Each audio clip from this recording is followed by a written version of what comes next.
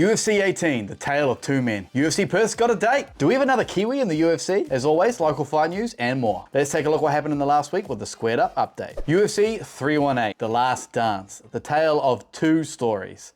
The Diamond and the Blessed. On one hand, you want to see a legend go out on a high, 3-0 in a trilogy with another legend, with the BMF title that he didn't win the first time he went for it, and end his career in the stadium he started in front of a home crowd. And on the other hand, a man who has cemented his legacy in one division and has moved up to do it in another. Wanting to get one back so he doesn't have another 0-3 trilogy hanging over his head. To be the first to defend the BMF title and revenge for a stolen UFC debut and a stolen 13 fight win streak. Well, UFC 318 started with a bang and ended with tears of farewell. The early prelims were all finishes, and the last three were all in the first round. Shout out to Jimmy Crute, who won with a disgusting armbar in the first round. It looked like it was gonna snap, and he got himself back into the win column after 5 years. But this night was all about Dustin the Diamond Poirier. It was an emotional one for the diehard fans, and the UFC didn't help with the video packages that they put together. Personally, that's what I love most about these announced retirement fights.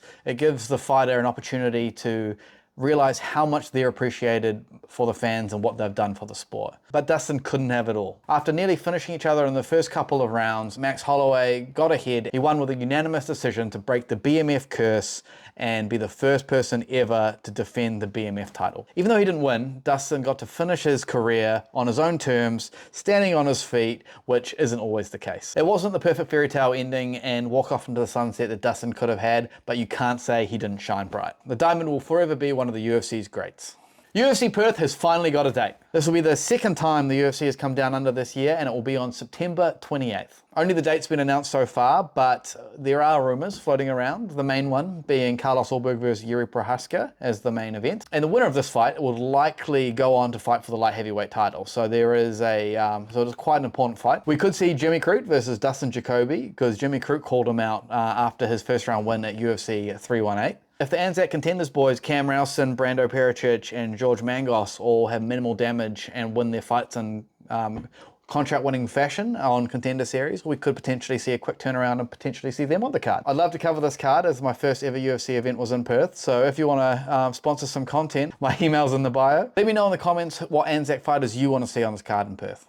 Do we have another Kiwi fighter in the UFC? This week we saw on the MMA Matchmaker Instagram, who got their information from AG Fight, that Michelle Montague has been signed to the UFC and will potentially be making a UFC debut in Perth. Michelle herself or the UFC haven't confirmed this yet, but MMA Matchmaker has been pretty good with this in the past.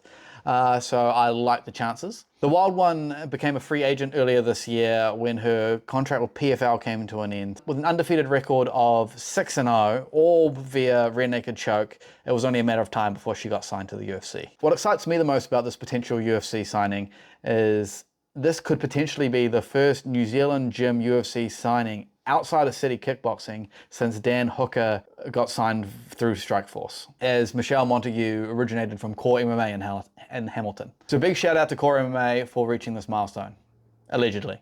Let me know in the comments who you think is going to be the next UFC fighter signed out of New Zealand.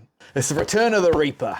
This weekend we see Robert Whittaker return to the cage to take on the surging Renier de Ridder, who is fresh off his win against Bo Nickel, where he stopped the undefeated Bo Nickel in his tracks with a devastating knee to the liver. This is a very important fight for Whittaker, because this could define how the rest of his UFC career plays out. With the top of the middleweight division now filling up with a new era of fighters, the outcome of this fight will determine whether Robert Whittaker gets another shot at a UFC title run. Do you think Robert Whittaker's got another title run in him? Let me know in the comments. Cam Rowston's running it back on the Contender Series. City Kickboxing's Cam Rowston now has a date for his second attempt at a UFC contract on Dana White's Contender Series. Last year, Cam's first attempt was against Torres Finney. Torres won the fight, but all he really did was hold Cam down and do nothing with the ground control time. So Torres didn't get a contract from that fight in the Contender Series. He did later go on to get one through the Contender Series. But after that, Cam came back to New Zealand and put 3 wins together in 4 months across New Zealand and Australia, and he's ready to go again. Cam will be taking on the undefeated John Kunneman on August 19th, so put that in your calendars.